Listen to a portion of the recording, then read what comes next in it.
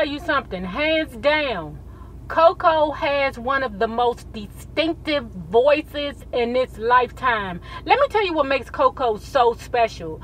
Coco is literally the Coco that lives next door to you that can friggin' blow. You hear me? Coco will always, no matter what she sings, you can always pinpoint and be like, oh, that's Coco. Okay? And I'm trying to think, have I ever seen SWV live? I don't think so. I think I'm going to have to put that on my bucket list, okay? Because I love them girls. You hear me? I truly, truly, truly love them girls. But enough talking about that. Let's talk about this. Hey guys, hey, this is Nay. Follow me on IG, Periscope, Twitter, Spreaker, and support me on Patreon and NayRob on YouTube. Don't forget to like this video, share this video, comment respectfully, and subscribe. Finally, don't forget to hit that notification bell down to your right. And when you hit it, make sure it says that you will receive all of my videos. Now, let's talk about the Real Housewives of Potomac, okay? So what I'm going to do with this video is something that I normally do with the Real Housewives of Atlanta. You know, I don't really do recaps with them. What I always do is like a discussion with them because, you know, I'm not a great recapper. It seems like you all enjoy my movie recaps more than my show recaps.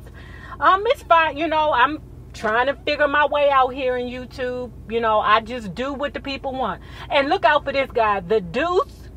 This HBO show, The Deuce, is coming. I'm telling y'all, if y'all ain't got nothing else to do, binge watch The Deuce. Matter of fact, me and my wife going to binge watch season 1 tonight again because it's getting ready to start season 2 at the end of this month. Phenomenal, okay? And the people from The Wire are the same people who produced the people from The Deuce. That's why you see some of the same people in both shows, right? But anyway, so let's do this. So I'm going to break it down per person, right? Because I really have something to say, right? So let me start here. Let me get Jizza out the way. Jizza, I don't know what her problem is. She make me feel like she kind of has a crush on Robin. And let me tell you why, right? Because in Sunday's episode, when they got to the Parfum City, I call it Migraine City because all them smells better knock me out. And I can't deal with all them smells. I be like, forget it.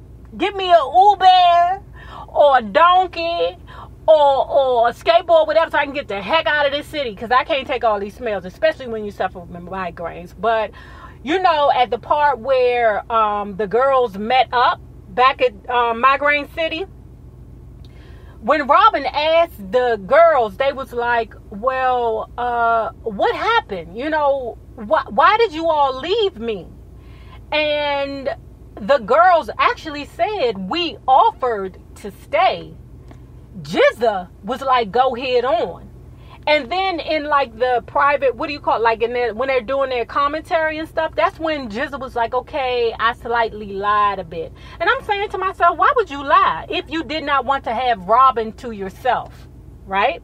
So that's why I'm like, what the heck is going on with Jizza? Like, why did she like do that? And I don't know if she's just in this mind frame of you can't sit with us, you know. And I don't know if it's because they're I don't know, you know, maybe because they feed off each other's negative, catty, I'ma complain about everything energy. I'm not sure. But Robin, I need you to be careful, because whenever you got a girlfriend that's not happy and she's single and she alone and she always complaining about stuff, you have to be very, very careful, because her energy will radiate into you and destroy your home. Because it seems like Robin and Juan are getting to a better place. You know, that's what it seems like to me. You know, like Robin and Juan, because they're financially in a better place. And y'all know, anybody that is married, when your finances are not right, your household is not right. People don't eat love. You know, like that good times, you know, BS with James. don't do it, James. Don't do it. You know, God going to get us, even though God will create a way. You know, in times of turmoil, I always fall to my knees. That is no joke. But I think with Robin and Juan, I think they're in a good place because financially they're in a better place now. And they not financially set like the rest of the girls, but they're living. And the worry is off of their face. You know, the stress is off of their face. So they're in a different place. So Robin, I want you to beware of Jizzle's negative energy. Girl, you be happy. Did y'all see Robin when her and Ashley was laying out on the daggone at the pool? When I seen Robin body, I said, child, if that ain't a hussy that done played basketball her entire life. Now, you know what I said about them hussies that be playing basketball. Before you know it, they be following you around. You like, why this girl follow me around with a goddamn bag of donuts and grape juice, and the girl don't understand what's going on and why she have feelings towards you? She don't understand, but she got a boyfriend over there that play ball, and so does she play ball. Y'all know what I'm trying to say. I'm trying to stay PG-13 because you know YouTube be lunching, but I think Jizza makes me feel a certain way when it comes down to Robin. Like, she feels like, that's my friend, I need to hold on to her, and I don't want nobody else to be her friend, because if somebody else get close to her, then she'll figure out that I'm not no good either. Plus, I found out that Jizza was a Virgo, and I said, oh, that explains a lot. You know, one thing about them daggone Virgos, you cannot hide their facial expressions. And I was saying to myself, Jizza need to stop making them daggone faces, because she be looking terrible. You know, for her to be so you know, beautiful, why she look so terrible? I don't get it. But it be them daggone faces she make. And Virgos, they can't, their facial expressions tell everything. So then now I'm going to move on to Candace. Candace is going to be really quick. When they sat down at the table, Candace, if I cannot tell anybody anything, remember when Kern, she's very strong. Kern went right in and was like, look, this is what I'm going to say. Because, you know, Monique was like, can we be friends? Can we just hold hands and be like kumbaya? Kern was like, after I say what I need to say, Jizza, what's your problem? So they went back and forth around it, across the table. And they was getting things out. And people was throwing each other under the bus everywhere. Okay? Ashley called Monique out and was like, no, was it Robin that called Sharice out? But anyway, Ashley called Monique out. Ashley called out Sharice, and then Monique threw Sharice under the bus because Robin wanted to know whose idea it was to bring the girl Kendall to the party. And my thing is, Jizza, why you so worried? Why are you so bothered by a hussy that does not have a cherry blossom? Why is you so friggin' bothered? Jizza has this energy on her. Like, I need her to be cleansed. You know what I'm saying? Like, she needs a cleansing. You know, one of them things where they stick the thing up in you and, like, almost like an enema. You know what I'm saying? Almost like an enema. She need to be cleansed of all that the energy that she has in her that's making her so angry and ugly. But this is what I'm taking it back to Candace. How long am I about to talk? Okay, taking it back to Candace. This is what I want to say about Candace. Candace girl. The fact that when the waiters came up and said, okay, time's up, you need to go home, she was like, oh, not now. Okay, let me just say one more thing. Whoever is listening to this, if you do this, let me give you something. You're welcome. Do not wait to the last minute to say your piece. Face your demon head on, because the fact that she waited to the last minute, wait a minute, before everybody go, I want to say something. The fact that she did that tells me that she had to work up the courage to even speak up for herself. Now, what she said, I'm glad that she said it, because Monique was like, well, listen, Candace, the problem is this. you're grander in your head than you actually are. Like, you act like you're famous in your head, and I think that's something that she needed to be heard. That she needed to hear.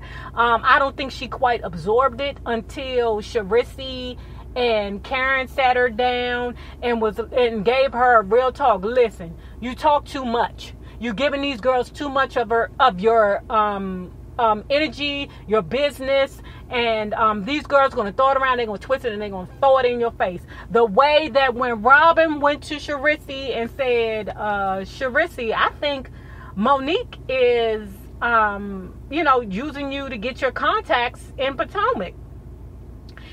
And they called her out in front of Monique. So when they called her out, I thought that was real messed up for Robin to say that, but Robin called her out and was like, you and Monique best friends now. But you just acknowledged to me that you had a problem with Monique because she was, trying to take your friends over. And I don't think that was the case at all. Monique's response to that was basically, my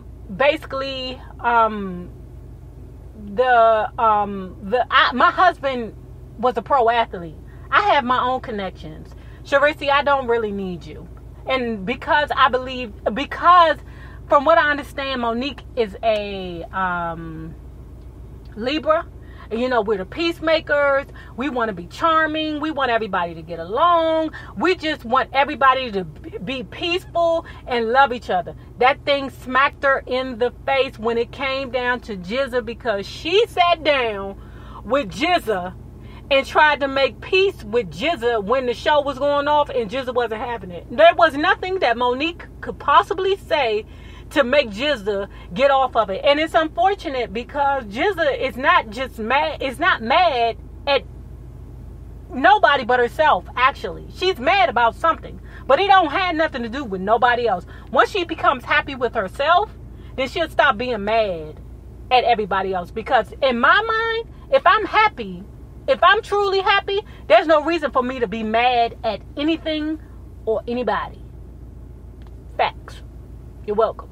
So who do I want to get to next? Okay. And another point that Ashley said, even though she's young and dumb and gets on my nerves with that big bobblehead and that head full of daggone Elmo from Sesame Street fur on her head, she said that her and Karen are from two different eras, which is very true, right? I would say, like, if you're 35 on up, our family taught us to be quiet. What goes on in your house stays in your house. Maybe 35, 38, 40, something like that. What goes on in your house stays in your house. The younger people, the millennials as they call it, the younger people, they are from a place of social media. So they share everything. That's where they grew up. Us, we're totally different. Our life is different. You don't tell nobody nothing. But I'm learning that as a social media person, people want to know that they're not alone, and they want to be able to relate to the person that's in front of them.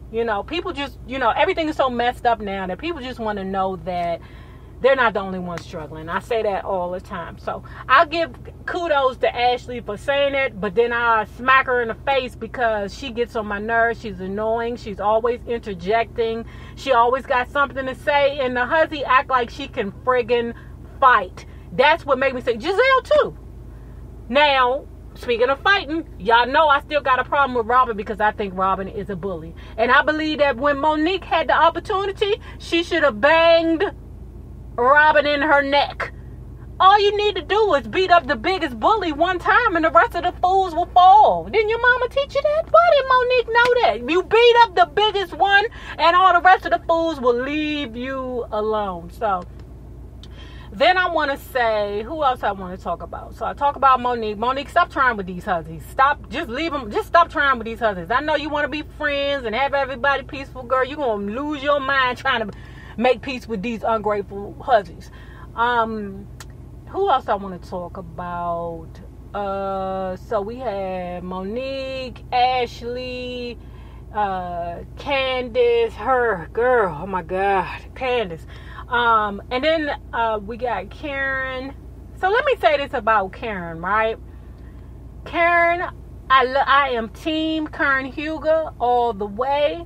I am 100% behind her when she say don't tell these hussies nothing. Ashley always trying to call her out from being a liar. If I don't believe that you want to take my information and be my friend with it, or hold on to it so that you can help me, or if you're going to be endearing towards me when I give you that information, damn right I'm going to lie to you. F you, B. I'm lying to you because you don't deserve the truth. Because you're not going to do anything but throw that in my face. Just like Giselle threw up the fact that Ray, I found out her husband was a Libra, that Ray was looking at another woman, or she felt like Ray was stalking her partner. Giselle felt like Ray was stalking her partner. And see, information like that, you got to be careful with these hussies. One thing I've noticed that when Candy from Real Housewives of Atlanta and Candy Coated Nights, when she said the thing about reality TV and the Real Housewives franchise, the thing about it is that everybody's waiting for a moment to shade. Candy's not a good shader. She's not. She's a, clench my teeth and may say something here and there, but she's not a good shader. You can't do that with her. But yeah. So when it comes down to them hussies on the Real Housewives of Potomac, I wouldn't tell them hussies the truth. I would make up lies every single day. Yes, hussy. Take that information and y'all go in a huddle and sit around a daggone, what is that? A campfire, and y'all sing Kumbaya to it, and while you at it, you can eat 2,000 pickles. Now, remember this? The same people you meet on the way up will always be the same people you meet on the way down. Naysayers, my patron loves. Have a good one. Deuce.